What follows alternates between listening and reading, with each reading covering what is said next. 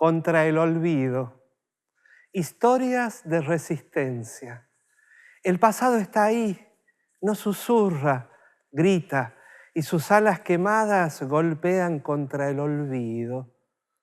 Bienvenidos a este ciclo de entrevistas que rescatan memorias. Hoy recibimos desde Chilecito a Manuel Garrot, un militante del peronismo.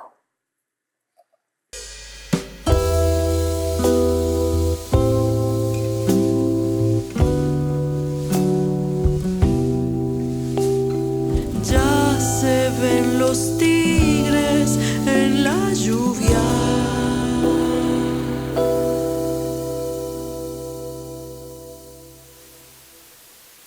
Hola, Manuel. Hola, Panito. Bienvenido. Así Un es. gusto. Has viajado especialmente para compartir este momento, ¿no? Sí, medio que estaba por posponer el viaje, pero dije no, tengo que estar. Gracias. Yo te voy a proponer que veas algo ahí como para comenzar este encuentro nuestro, que vamos a poder charlar Dale. y después seguimos, ¿te parece? Bueno, dale. ¿Qué supone después de 17 años volar sobre su patria? Naturalmente que presupone un alto grado de felicidad el poder regresar al país después de tantos años de extrañamiento. Luego de 18 años de proscripción y habilitado por las renuncias del presidente Héctor Cámpora y el vicepresidente Vicente Solano Lima, electos el 11 de marzo de ese mismo año, Juan Domingo Perón triunfa ampliamente en las elecciones presidenciales con el 61,85% de los votos sobre el 24,42% de la fórmula radical y el 12,19% de la Alianza Popular Federalista de Francisco Manrique. Mucho el trabajo que hay que realizar en la Argentina. Es mucho el trabajo que hay que realizar, pero si los argentinos me ayudan, será mucho más fácil y más corta la tarea.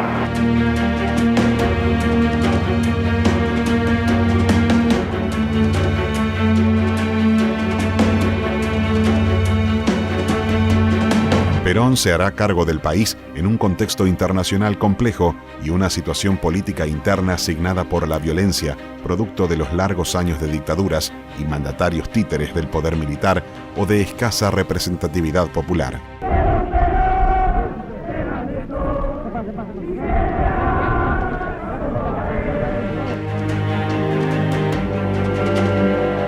Fallecerá luego de 10 meses de gobierno.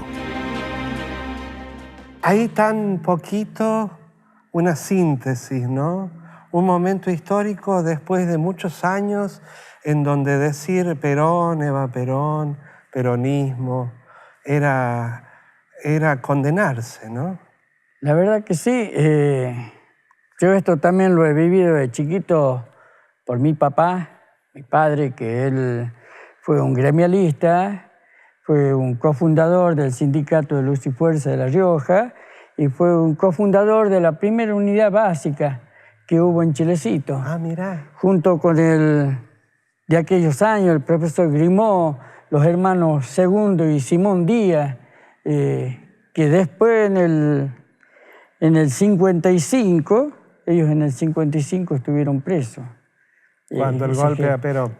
Claro, cuando el golpe a Perón, con Aramburu, Isaac Roja y demás. Personajes. Sí. Y esto, en lo personal, a vos, ¿qué te movió cuando viste o escuchaste esto? ¿Qué me movió? Alegría, recuerdo hermoso. Aunque después vinieron algunas provocaciones tristes, pero esto realmente era un canto a la esperanza, ¿no? Un país que se movía, la alegría en los rostros de cada uno de nuestros padres, tíos, de nuestros mayores, ¿no?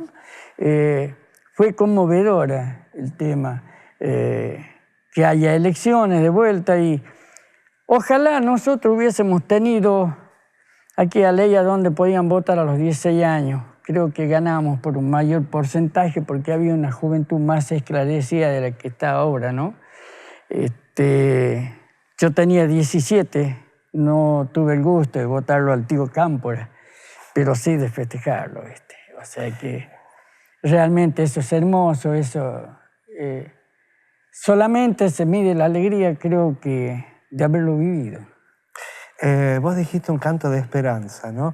Aquí yo te voy a invitar porque vamos a ir a un lugar en donde me parece que esta canción que Nahuel Ortiz, hola Nahuel, Bueno, ¿qué tal?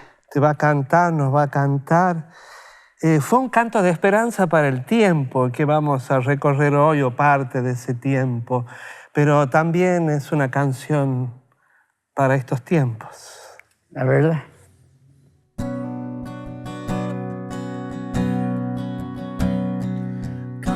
Casi nada me resulta pasajero, todo prende de mis sueños y se acoplan en mi espalda y así subo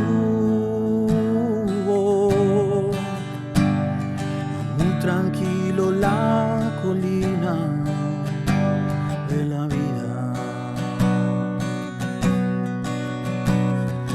Nunca me creo en la cima o en la gloria, ese es un gran fantasma creado por generaciones pasadas, atascado en el camino de la vida.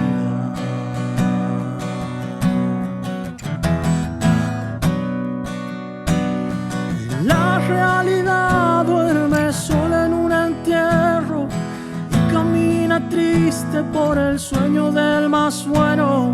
La realidad baila sola en la mentira y en un bolsillo tiene amor y alegrías. Un dios de fantasía, la guerra y la poesía.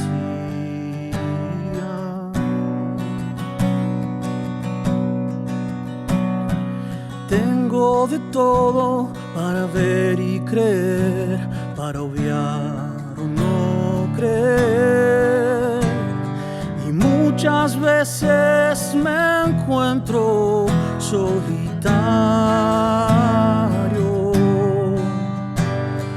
llorando en el umbral de la vida.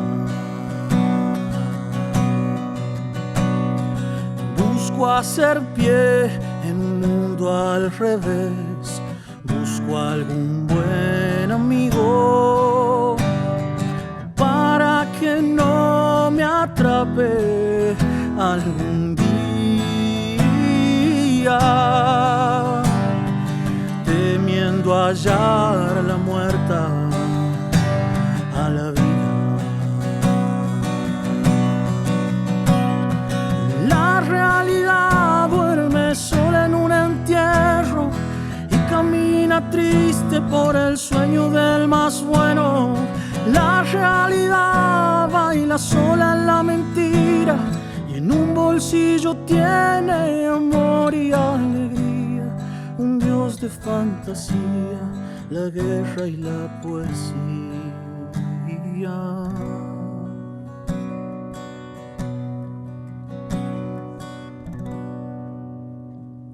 Muy bien, gracias. Muchas gracias. Gracias, Nahuel. Gracias. Escuchaba esta canción y pensaba en los sueños de tantos y tantas, ¿no? La verdad, apenas jóvenes, saliendo de la adolescencia y con un trajinar tan rico en busca de un nuevo gobierno democrático, ¿no? Aún sin comprender un montón de cosas, tal vez por ¿Qué era edad. lo que no comprendía? Que ahora pensás... ¿Cómo es la vorágine de todo? Por ejemplo, de cómo se armaba la estructura electoral, ¿no? O sea que era lo de menos. Lo que te lleva a ver al sentimiento ese reprimido por tantos años, que lo han cargado nuestros mayores y que también hemos vivido esa, digamos, esa persecución, esa prohibición de expresar lo que uno siente, que es natural. Te metían preso y porque gritabas viva Perón. Claro. Una cosa tan simple pero tan sentida para el pueblo, ¿no? Sin duda. ¿Qué eran las canciones y la música para esos jóvenes de esa época en la que vos sos protagonista? Y mira, todas las canciones que teníamos eran, como se decía, de un estilo progresista, revolucionario, revisionista también desde la historia, ¿no? Que nos habían vendido por tantos tiempos, ¿no? En la escuela misma, tú lo sabes que, por ejemplo, en la materia de historia, nuestros caudillos riojanos eran un poco menos o un poco más que bandidos, ¿no? Eso nos enseñaban de esa historia mentirosa, ¿no? Como la Felipe Varela, una de las canciones que después, con buen criterio, el profesor Julián Amate, que era una enciclopedia abierta, que fue profesor chileciteño y tuve el gusto de tenerlo como profesor, ¿no? Desmiente toda esa canción, ¿no es cierto?, hecha por los poderes de aquel entonces, ¿no? O sea que... Como dice Lito Nevia, la historia la escriben los que ganan, pareciera, ¿no? Sí, pero es señal de que hay otra historia. Por eso yo te voy a invitar a que vamos para otro lugar ahí. Dale. Para seguir con las historias, si tenés ganas, porque sí, me parece que uno no se tiene que cansar nunca de contar ciertas cosas. No.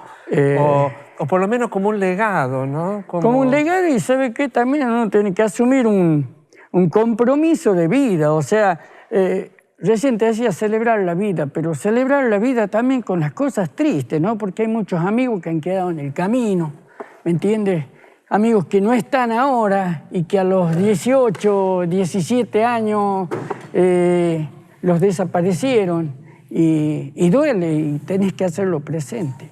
Sin duda. Manuel, es un gusto que estés aquí.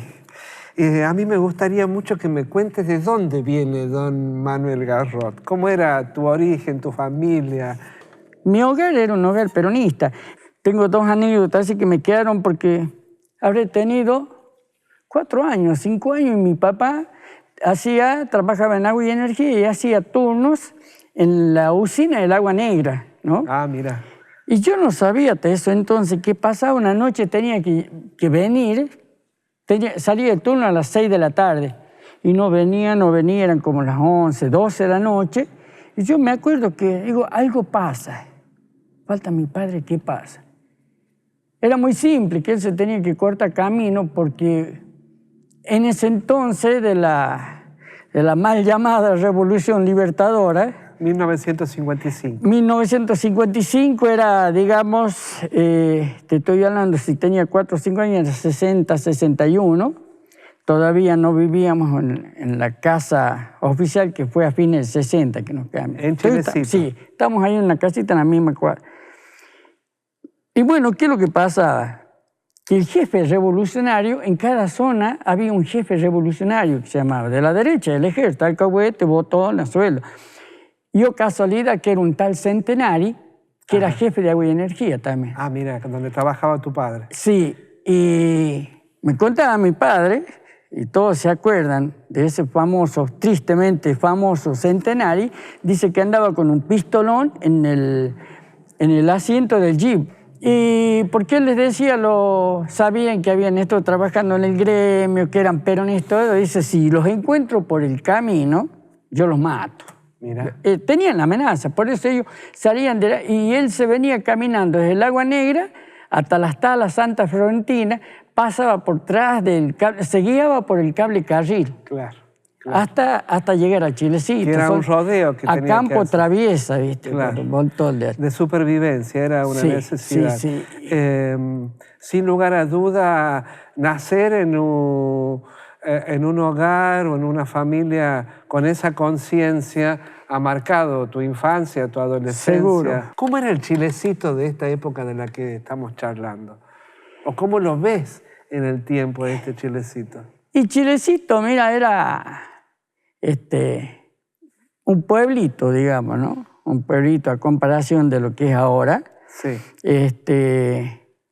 Lo que habían eran las construcciones de mayor resonancia que había eran las escuelas y los hospitales que se habían hecho en el tiempo de Perón. Y te cuento otra anécdota chiquita de jardín. Cuando los depósitos quedaron con ropa, calzado, guardapolvo, que eran de la Fundación Evita. Entonces vienen los milicos, le cortaban el guardapolvo atrás o la contra, aquí, el contrafrente de la camisa, la botonera. Tenían un agujerito, era que le cortaban el sello. Sin duda, iba a jardín, sin duda había changos más grandes que comenzó a decir, esta es la ropa de Perón. Claro. Y yo tenía un amiguito que era bien pobre, porque la pobreza era bien notable, ¿viste? Iban chicos descalzos a la escuela. Eso que lo ves en las villas miserias lo teníamos antes nosotros aquí, mucho tiempo. Y me acuerdo que al que le daban zapatos no le daban zapatillas, ¿me entiendes? Al que le daban una camisa no le daban pantalón. Y este amiguito era tan pobre y yo me impuse con la maestra, me acuerdo que Duilio se llamaba. Le saqué zapatos, zapatillas, pantalón, camisa, guardapolvo. Y claro, y pasamos cuando salimos de la escuela, los changos más grandes comienzan a cantar Perón, viva Perón y todo, no nos podían hacer callar, ¿viste? Y Gendarmería estaba ahí cerquita, claro, a una cuadra de la escuela Carmón. Y cantamos, que yo llego a la casa, que me contaba Ibaba, que dice, che, dice, ¿qué pasó? Dieron ropa, todo. Y me dice, pero vos no te trajiste nada. No, le digo, porque yo soy rico.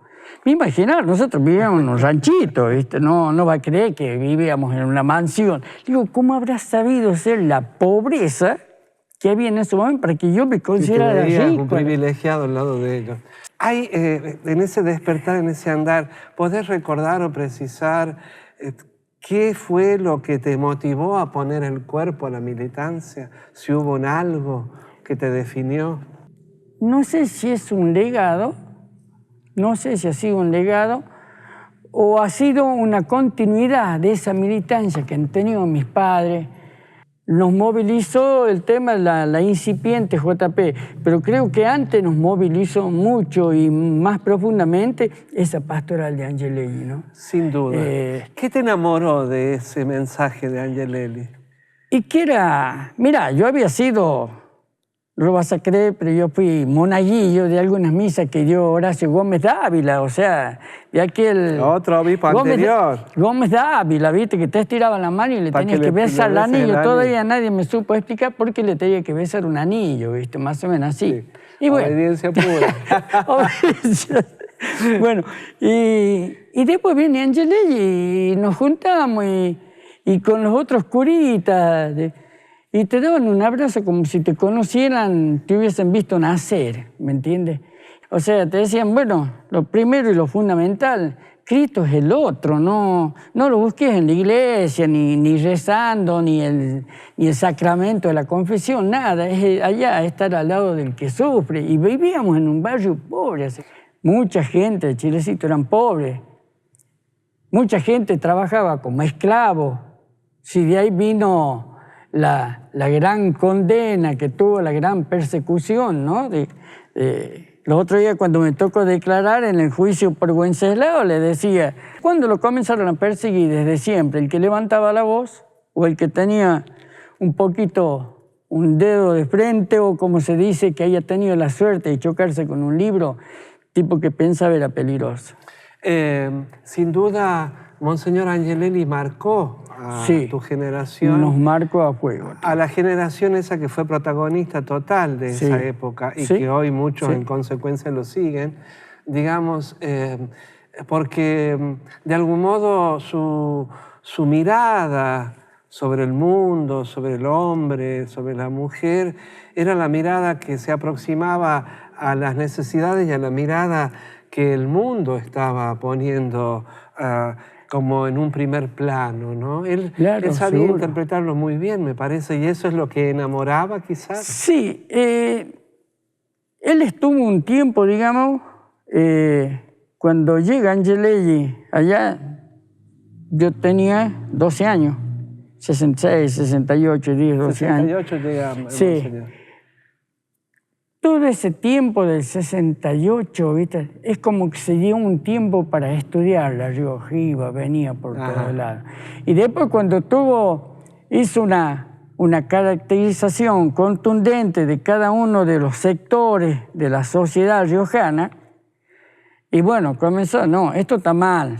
El jubilado que había en aquella época era a los 80 años y con una pensión graciable, que se llamaba, una pensión de lástima, digamos, ¿no? Pero ese señor le había trabajado a todos esos terratenientes locales, le había trabajado toda una vida.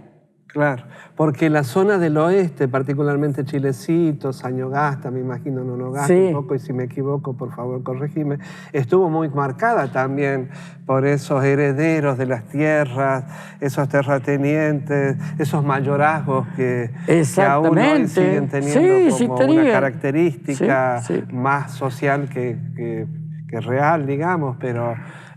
no, reales en el fondo también. ¿También? Sí, también.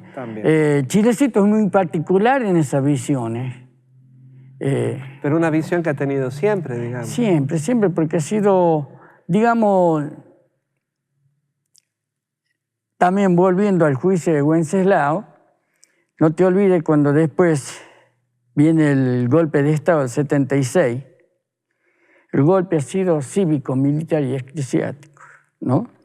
O sea, que hubo sectores de la iglesia comprometidos.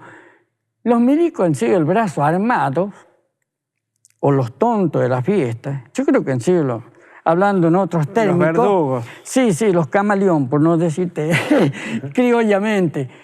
Han sido los ejecutores, pero los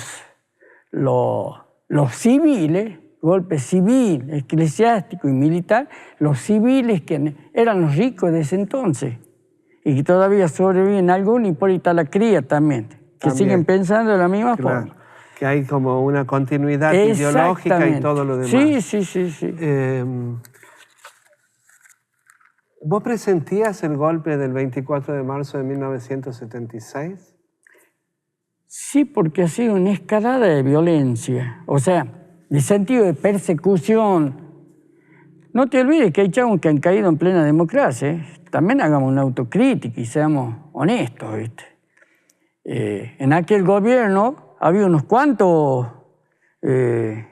tipos que... Y no te olvides, si estaba un tal del Moral, que ha sido uno que lo persiguió a Angelé y hasta le pegaron allá en la zona de la costa. Los hermanos de Carlos Menem. Aquí, ¿viste? ¿Sabes lo que pasa? Que se trata de esconder la basura bajo la alfombra, ya que hay que ser claro, contundente en esto, ¿viste? Esa es la cuestión. Claro. Es un poco difícil a veces cuando se es contemporáneo de la historia que se va a revisar, ¿no? Porque siempre hay muchos intereses en las miradas también. O de ocultar o de no querer profundizar. ¿Sabe por qué hay tantos conflictos, tantas idas y vueltas? Porque no nos hacemos una autocrítica con franqueza y con grandeza. Decir, bueno, los errores nuestros fueron estos, quiénes han sido los instigadores, qué pasó, cuáles son. En el golpe hubo civiles que han prestado hasta los vehículos para que nos llevaran esa noche presos. Por supuesto. Lo sé, la complicidad civil es muy grande. Los vecinos que entregaban a sus vecinos. Seguro. Por ejemplo. ¿A vos cuándo te detienen después del golpe? ¿En el golpe? El 22 de agosto del 76. El 76. En Chilecito.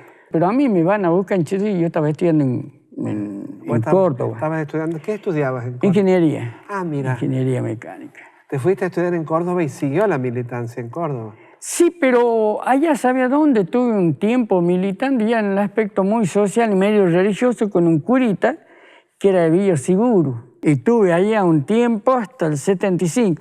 ¿Sabes lo que pasó? Que yo nunca pude comprender también que los grupos estudiantiles progresistas, ya sea de la JUP, estaba Tupac, me acuerdo, trabajo universitario para la Argentina comunista, creo que así sí. O sea, todos los sectores de centro a izquierda se querían comer los ojos en una asamblea. Yo fui un par de veces. ¿Y no te gustó? No, y vos sabés que una vez había un congreso, estaba el Frente Estudiantil Nacional, todos de la derecha, pero eran soldaditos de la causa. Nadie, una disciplina, sabían lo que tenían que hacer. Digo, esto nos van a devorar y no me gusta. Entre nosotros nos vamos a salir peleando. Por eso me escindí de la militancia universitaria. ¿Y en qué momento de tu vida es el encuentro con Wenceslao Pedernera? Yo me encuentro en Anguinán. En Anguinán. Sí, porque ahí estábamos gestando una cooperativa también ahí. Una cooperativa de pequeños productores, de esas finquitas que había de 1 hectárea, 2 hectáreas, 5 hectáreas. Bueno, estábamos trabajando sobre eso. Y bueno, del mismo gobierno, antes había una palabra que te desbarataba todo. La gente no sabía, no lo entendía, entonces venía, te acusaban de comunista y ya te podría todo, te marcaba, ¿no? Te marcaba y te comenzaba a perseguir Un estigma, ¿no? Te estigmatizaba así, letal, en forma letal, ¿no? Sí, Entonces, claro. ¿qué pasa? Bueno, cuando ya estábamos más o menos por formar esa cooperativa en Anguinán, había ahí gente que era funcionario del gobierno, docente, no sé. Comenzó a intervenir en esa asamblea que le íbamos a dar formación. Estaba toda la gente, yo recuerdo, ¿cuánto? A ver, tenía 17 años, 16 años. Comenzó a gritar y eran de gente del gobierno. Ah, sí. Sí, o adictos funcionarios hay menores, ¿viste? Pero les llenaron la cabeza que vayan, que rompan eso, porque esas eran ideas comunistas, no cristianas. Claro. Te imaginas, te daban por la cabeza un pueblo tan religioso y encima que te estigmaticen de decirte que eras comunista, ¿viste? Vas a ver así. Bueno, al mismo Monseñor Angelelli, Sí. siendo obispo, se le llamaba el obispo rojo, ¿no? Claro. Le llamaban despectivamente, Sí. digo.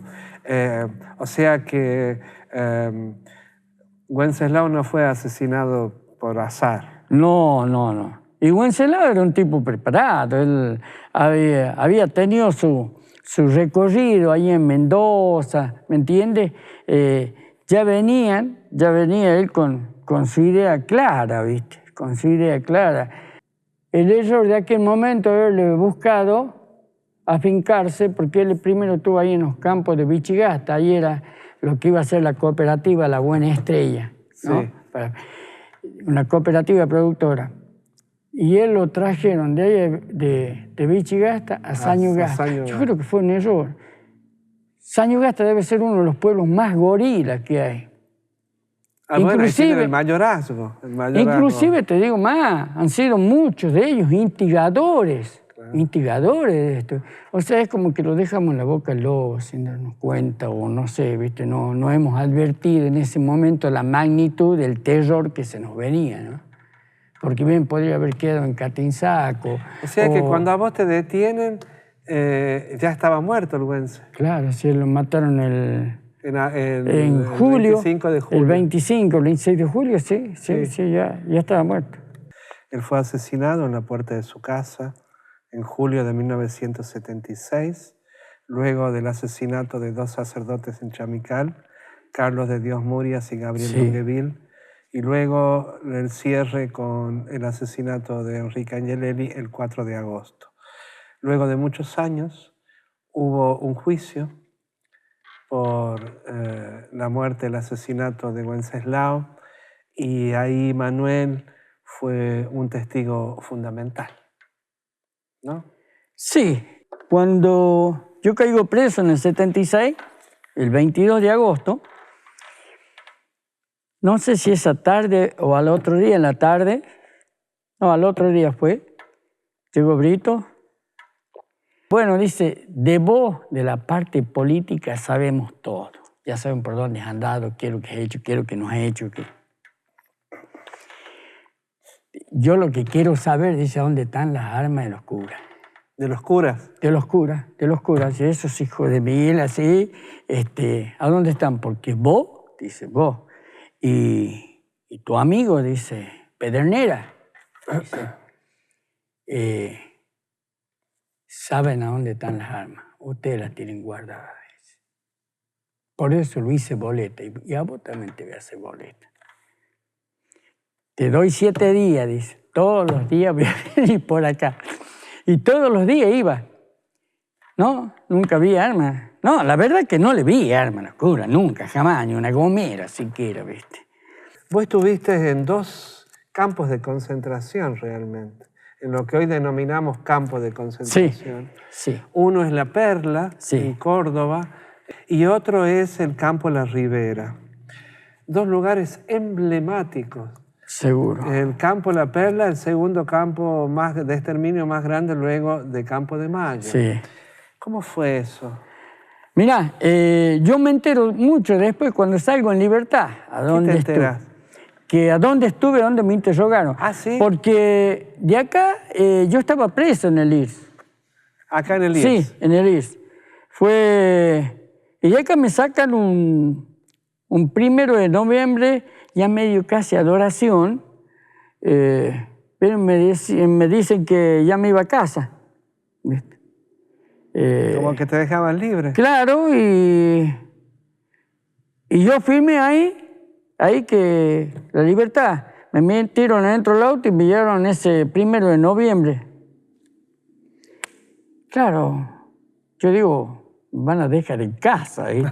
Iba de Ford, ¿Qué servicio, todo tipo acá, dijiste, iban de civil, ¿viste? Ya pasamos parqueo, digo, no me llevan a mi casa, ¿viste? Claro, ahí tenían que doblar para ir al Hablar para ir al Chilecito. Y seguimos, más o menos, cuando íbamos por la Sierra de Córdoba. Pero nadie te daba ninguna explicación. No, nada, serio, iban todos. Llegamos por la Sierra de Córdoba, ¿qué se me antoja? Nada. Digo, ¿podemos parar? Sí, dice. Ando un rato, me para casi. Mira, dice allá, casi llegando. Pues sí que iba, che. Me estaba preparando para ir. Ta. Me quedé helado. Dije en ese momento, qué boludo, que fui, les di el tiro. Dije, yo les di la oportunidad porque te podían decir que te iba fugando. Llegamos a la madrugada porque comenzamos, como había estado estudiando en Córdoba, más o menos me ubicaba que quedaba alguna guarnición, la aerotransportada, cuando llegas por el lado de la Calera, ¿ves? Claro. Y comenzó a preguntar, porque a ver si ahí me pedían. Si ahí te tenían que llevar. No, y comenzamos así, llegamos al tercer cuerpo. Pone el auto y ahí le escuché que uno de los que me llevaba a mí era un subteniente de apellido Molina. Saca el credencial, ¿viste? Y prende la luz, está los tipos de adentro, ¿viste? Iban a preguntar.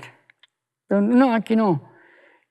Y me dice el chofer, que también era un gringo vivo todo, bueno, compañero, dice, nosotros tenemos la orden de volver limpio, dice, que usted se queda acá. Si no lo necesita en ningún lado, eso lo voy a tener que boletear. Van preguntando, vamos al D2, después el D2 es un al lado de la catedral. emblemático. Sí, también. De tortura y represión Claro. en el centro de Córdoba, frente a la catedral. Claro, porque ahí estaba el Cabildo, que era la central de policía. Así. Bueno, ahí no, tampoco. Bueno, De un lado ya para estamos. el otro. Así fuimos. A todo eso ya se había hecho la madrugada, porque llegamos. Yo cuando fui más o menos tenía noción a dónde era Campo La Ribera, porque tenía un compañero que iba a estudiar por ese lado. Uy, le digo, me llevan a Campo La Ribera. Cuando llegamos ahí, qué kilómetro. Claro, entran con el lado y me ven sin venda. De todas maneras, la venda era una seguridad que tenía, porque si conocías a alguien, eras hombre muerto. Te salvaba la vida de algún modo. De alguna manera, sí. Cuando entro esa noche que me patean, me dicen que era el día mío, porque llega ahí el día 2, el día de los muertos.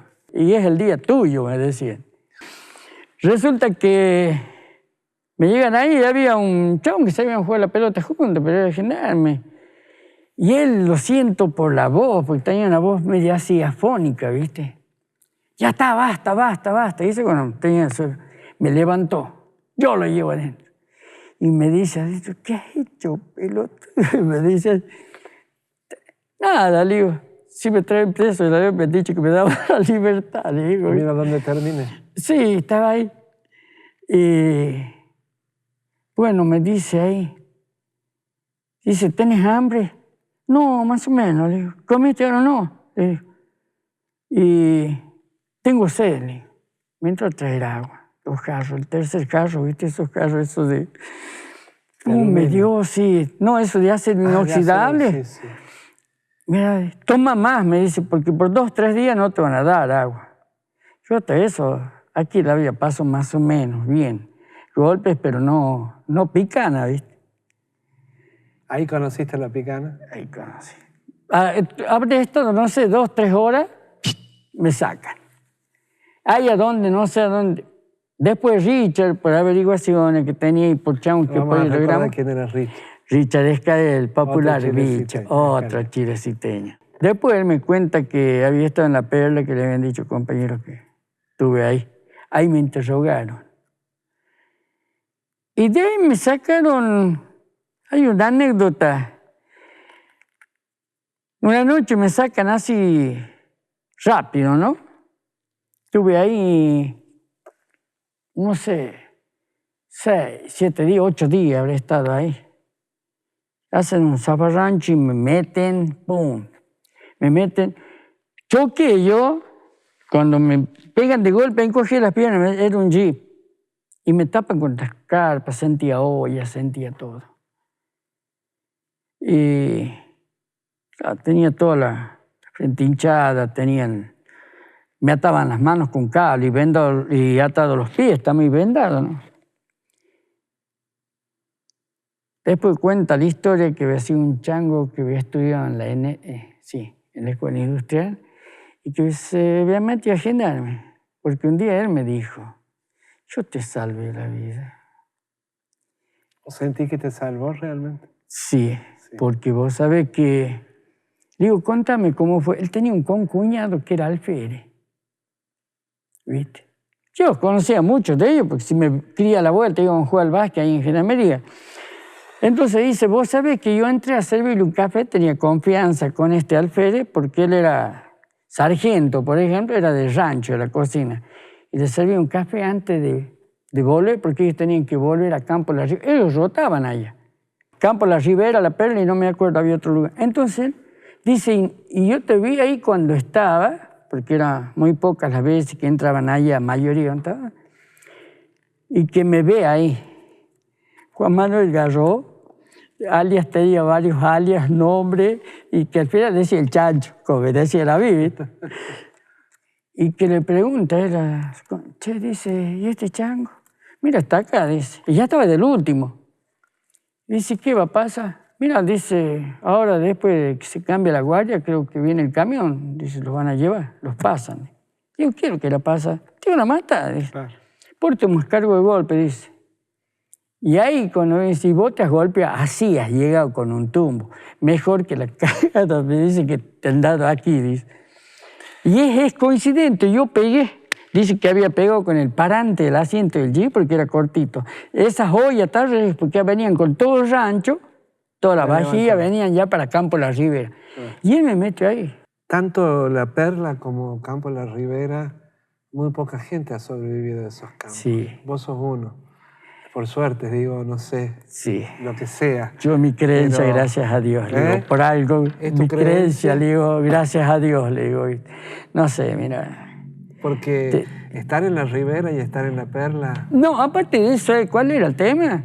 Que había los suboficiales, por ejemplo, que vos te das cuenta, a un vendado te das cuenta cuando anda un alférez, un oficial, Gendarmería son alférez, ¿no? Sí. Porque vos le sentís el olor del cigarrillo, es un olor de un cigarrillo, no es tabaco. No le sentís olor a vino, bien perfumado el tipo. Entonces, estando vendado, sabías que venía un oficial. Podías reconocer esos detalles. Te imaginas, entraba el negro Vilte, el sargento Vilte, famoso. Todos personajes de Chilecito. Claro. Yo quiero, si me permitís decir, porque a veces... damos por sentado muchas cosas, ¿no? Pero tanto La Perla como Campo La Ribera son exactamente lo que fueron los campos de concentración nazi, con la misma metodología, posiblemente no la cámara de gas, con las otras formas de muerte, pero quiero decir, fueron campos de exterminio. Campos de exterminio. No eran cárceles. No. Cuando te sacaban un oficial, te hacían ese simulacro de fusilamiento. Por ahí decía, bueno, este te está simulando, yo paso 1, 2, no sé cuánto. Pero cuando venían los suboficiales y venían chumados, venían borrachos, estaban de joda, sentía la guitarreada, por ejemplo, en Campo de la Ribera, y entraba ya una patota, inclusive sentía el olor a bodega que venía desde allá, viste, más o menos inundaba. Y ellos te hacían simulacro. Yo decía, estos hijos de mil, ya nomás se les va a escapar un tiro, viste. Eso era lo peligroso y lo angustioso del momento, ¿no? Y de eso habré sufrido como una docenita y algo más. Y sí, mira. ¿Cómo fue salir de ahí y volver? No me largaron ahí nomás. Mira, me trajeron de vuelta a Lires. De vuelta a Lires. A La Rioja. A La Rioja. Ya en La Rioja había encontrado compañeros que estaban como rehenes, que también se preparó ese programa, que como él iba a hacer el Mundial 78, que si pasaba algo en la organización del Mundial o durante el Mundial, había gente que le iban a hacer boletes. Aquí tenían 6. 6. Que era Lucho Gómez era uno. Carlos Illanes y Juan Rojo, de este lado. Para el otro lado estaba Lucho Gómez, al lado Cacho Pauletti. Y arriba lo más triste que fue que Plutarco Schaller estaba en este extremo y en el otro, en vez de ponerlo en los dos calabozos juntos, por lo menos, porque para almuerzo éramos capos, ¿viste? Para transmitir. No tenían posibilidad de comunicarse. Uno separado del otro, así, en el otro bando. Eso sí, la tinca de paz. Y cuando los sacaban, viste, hacia el baño tapado con la frazada. Estaba yo y Mario López, éramos poquitos. El doctor Mario López, médico. Con él barríamos, me hacía la guardia cuando andábamos barriendo, porque ahí había un salón donde había unos armarios con libros que eran las bibliotecas, los comunes, ¿viste? Libros más que todo religiosos, llevaban, ¿viste? La revista Cruz del Sur, Y yo sabía cortar hojas, le decía, háceme campana, le decía a Mario, porque hay que llevarle lectura a los chagos. Yo iba y sacaba ciega, me lo daba, pum, lo metía, ¿viste? Y era la orden de ellos. Si saca una hoja, le decíamos tal, ya los teníamos numerados a los mijitorios detrás. Y cuando íbamos pasando en clave, le decíamos dónde estaba los chagos. Y me decía, Cacho Pauletti, ¿te puedo pedir un favor? Me dice, sí, digo, ¿qué quería? Un día estaba limpiando, el guardia no estaba en tal cama. Por favor, no me traigas más lectura a mí, porque no me vas a convencer. Dice, me quieres adoctrinar. Dice, ahora estás con el Evangelio de Juan.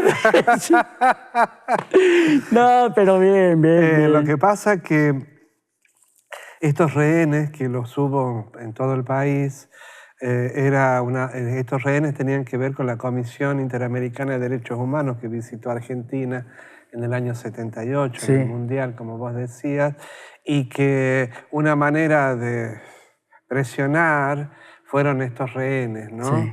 Porque todos estos compañeros que vos nombraste estaban fuera de La Rioja, habían sido trasladados a Sierra Chica. Claro, ya habían sido trasladados a Sierra Chica, después algunos los trajeron a Devoto, otros sí. Entonces fue deliberado y no eligieron a cualquiera. No. Eligieron... No, seguro. Eligieron personas muy concretas. Sí. ¿Cómo fue la vuelta a la vida? La vuelta a la vida. Me llevó un tiempo comprenderlo. Ahí sentí lo que era el terror afuera. El terror afuera. Afuera, el terror que le imponían. Por ejemplo, te cuento una, cuando estaba adentro iba el negro de Ledesma con Charelo. Y el negro de Ledesma era un cabo. El diablo después se lo llevo. Yo le había pedido al diablo que lo lleve. No, y vos sabés que me amenazaba cada vez que iba a la celda. Por eso te digo que le pedí al diablo que se lo lleve. y me hizo caso. Te También soy hincha escuchó del el diablo. Sí. Está bueno, sos hincha del diablo. Entonces, no, porque me amenazaba con que iba a violarme a mis 2 hermanas.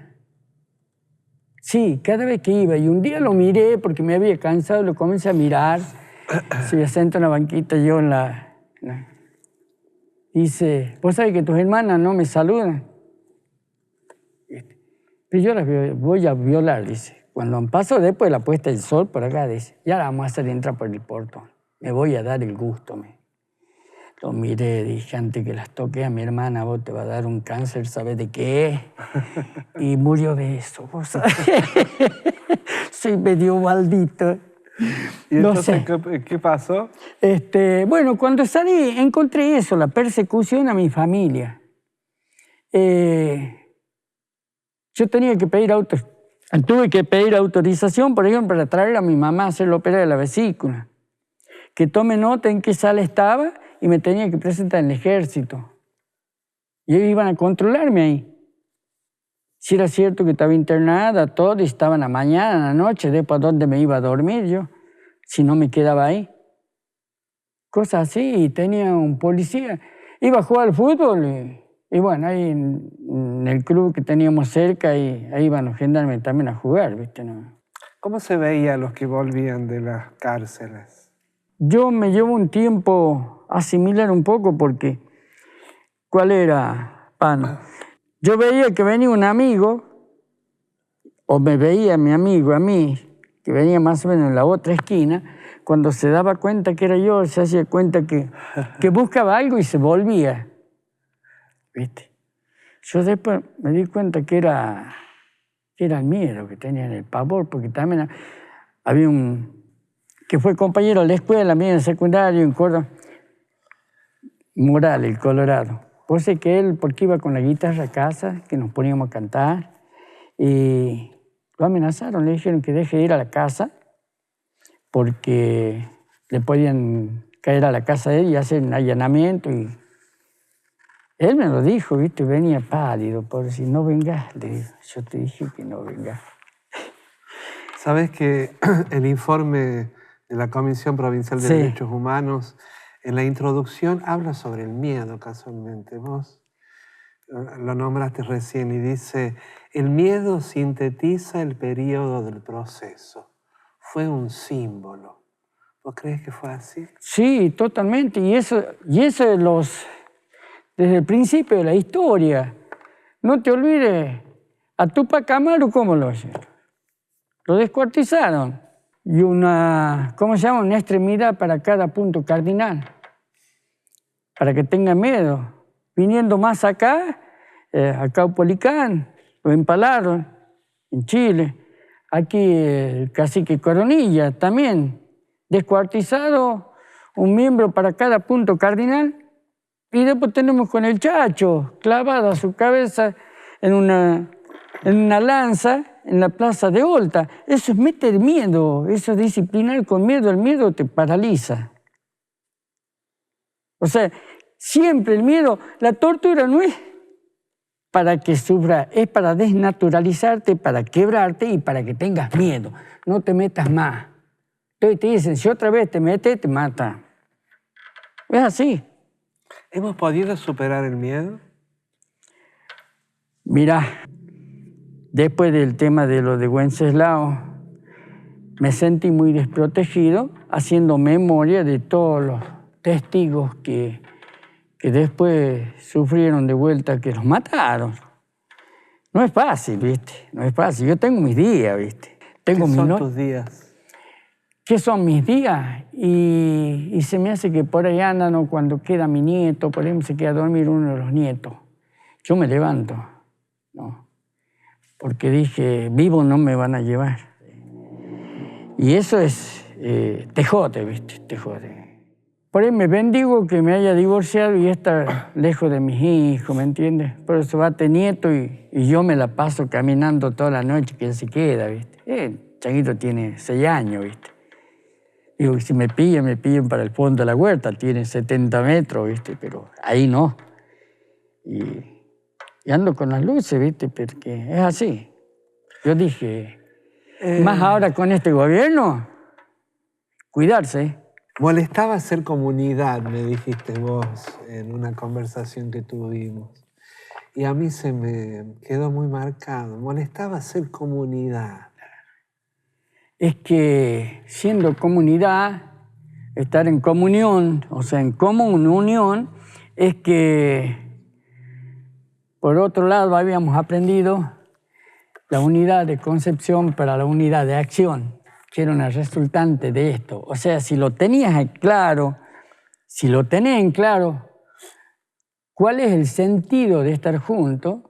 Puede ser el sentido de guitarra, pero si le das otro sentido, que haces la minga, que eso era muy común antes. La minga es recoger la cosecha junta. La cosecha junta, hasta ya era para un trabajo, digamos, de construcción. Vamos a hacer la minga, decíamos. Claro. Era lo mismo, o sea, compartir la tarea, ¿no? Ir y ponerse al servicio de eso. Y te imaginas si comienzas a promover esa actividad y jode a los mezquinos de pensamiento, a los egoístas, a los avaros, ¿entiendes? ¿Cómo era el tema? Esa era la cuestión. El pensar, en vez de ser una cosa que sea feliz para los pueblos, el pensar es peligroso para los poderosos, porque sabe que su poder tiembla en algún momento. Esa es la cuestión. Ayer, hoy y siempre, sí. ¿Vos seguís apostando a esos sueños, a esa utopía, a ese mundo? Sí, seguro. Yo sí. Todavía sí. Yo le entiendo la utopía, como dice el burro tras la zanahoria. No éramos burros. No. Sabíamos que en algún momento son sueños posibles. La quieren poner como utopía, es como para decirte, para bajarte el valor de tu lucha, de si estás luchando al cohete. No, mentira. Si ese sueño se cumplen, esos proyectos, y son sueños posibles, si no, no nos hubiesen reprimido de la manera que lo hicieron. Ahora, lo que yo les resalto a los jóvenes, a los chicos, a los adolescentes, siempre les digo, tengan el gusto de celebrar la vida, que decía hace rato, de compartir con su vecino, con su amigo, pero compartir más que ir a jugar una pelota, más una guitarreada, más esto, compartir cosas que nos pueden hacer bien, ¿entiendes? Muchas gracias, Manuel. No, gracias a usted. Por compartir este momento. Claro que necesitaríamos, como decíamos antes de comenzar esta entrevista, necesitamos muchos ratos para contar tantas cosas y para llegar a lugares de la memoria que nos permitan reconstruir un tiempo y poder transmitirlo a estas generaciones que están escuchando sobre estas historias. Así que muchas gracias por tu testimonio. No, gracias a ustedes, porque yo considero que permitirme estar acá es cumplir. Memorar el horror es justo y necesario. El horror existió. Muchos que lo padecieron están vivos. Y la negación también existe. La negación crece como una flor maldita, como hongo pestilente crece. Corroe la realidad, pudre las raíces, desmadra con veneno las humildes mieles del duelo, la postrer posibilidad redentora de que la vida sea soberana en su continuidad. Aún a caballo del dolor, un dolor que sea rebelde y limpio, un dolor que memora, porque la mañana todavía espera ante el olvido que humilla, y el sentido del recuerdo es provocar la belleza de la vida, aunque la noche amanece eterna. Vicente Cito Lema.